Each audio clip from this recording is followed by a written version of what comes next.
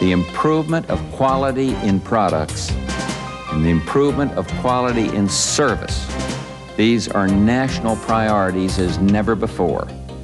In recent years, Americans have felt the sting of fierce competition on a global scale, and we've learned to see foreign competition not as an excuse to close doors and raise barriers, but as an incentive to renew our own commitment to excellence. Several awards are given out each year to recognize the leaders in quality management. The two most prestigious awards are the Deming Prize, which recognizes statistical quality control, and the Malcolm Baldrige Award, which rewards overall quality management and customer satisfaction. But the impact of these awards goes beyond winners and trophies. The Baldrige guidelines for evaluating total quality are becoming effective and inspirational tools for hundreds of companies interested in developing their own quality systems. They can be broken down into 7 main categories. They are leadership, information and analysis, strategic quality planning, human resource utilization, quality assurance of products and services, quality results, and customer satisfaction. These guidelines and the examples set by the Baldrige winners provide a blueprint for others to follow in the quest for excellence. One company that has profited from a total quality management system is Motorola, one of the first Malcolm Baldrige Award winners.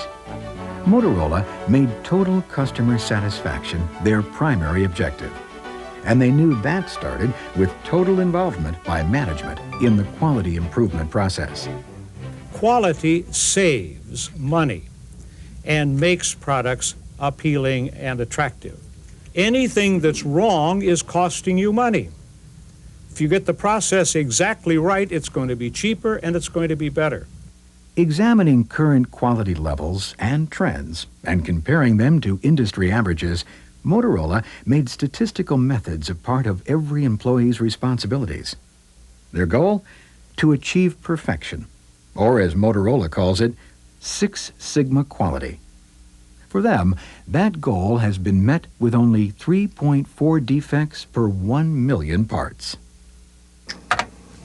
Good afternoon, Zytec Corporation. We have to somewhere reflect the customer need and the procurement of parts to satisfy that.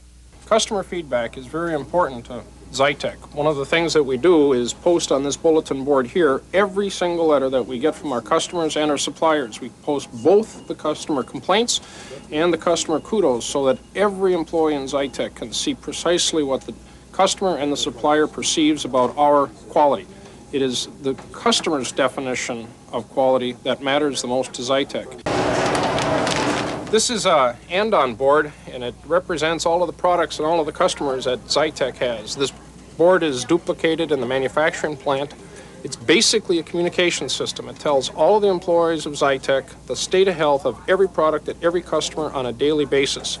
Green means that we're delivering product on time of high quality as perceived by the customer. Red means that the line is absolutely shut down. We are not producing product. We've either got a delivery problem, a quality or reliability problem. And the amber light here is one that shows that we're in a state of caution. Headquartered in Palo Alto, California, Hewlett-Packard is a manufacturer of computer systems and scientific equipment. Employing more than 80,000 people worldwide, HP has long been viewed as one of America's best-run companies.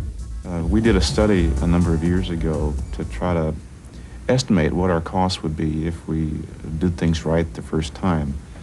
And what we found was that about 25% of our costs could be eliminated if we could figure out ways to eliminate the defects that seemed inherent in our processes or the systems that we used.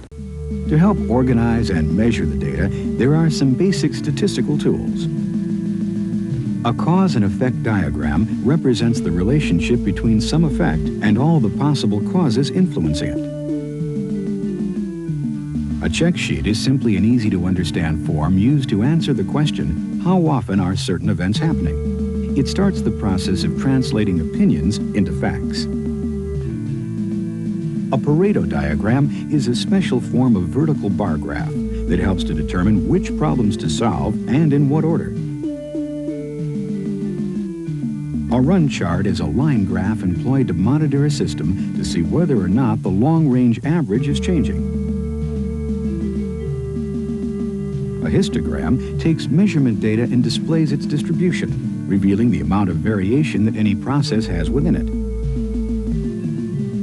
A scattergram is used to test for possible cause and effect relationships, making clear whether a correlation exists and the strength of it. A control chart is simply a run chart with statistically evaluated upper and lower lines drawn on either side of the process average, which helps determine if the process is operating normally. We were doing a lot of things wrong, and there were a lot of things that we weren't doing that we needed to be doing. With customer surveys in hand, maintenance formed a team to focus on the stepper problem. Initially, team members asked themselves 2 questions fundamental to the TQC approach when looking for process improvement. What was the process for providing their service? What would be required to improve that process? We've all decided that the wafer handler is the target we're going to shoot at, so let's make a flow chart of that process, okay? To understand it, the team did a flow of the stepper process. Wafer in the pre-aligner, it'll be a diamond. And the nose side is going to require some operator intervention. You call it operator assistance. Let's feed back up and come in on top of the... Yeah, right. Answer's yes, so we're going to perform the pre-alignment then. Using data and customer input, the team then developed a Pareto diagram of the causes of downtime. What they discovered was that most problems occurred during the pre-alignment as the wafer was loaded onto the equipment. The effect of poor pre-aligning is a misplaced or inaccurately positioned picture printed by the stepper. The effect that we're seeing is inconsistent pre-alignment. The team then zeroed in on the pre-aligned problem, using a cause and effect diagram to determine root causes for that problem. After data was gathered to verify root causes, a variety of electrical and mechanical fixes were implemented. One by one, the causes of pre-aligned problems were eliminated.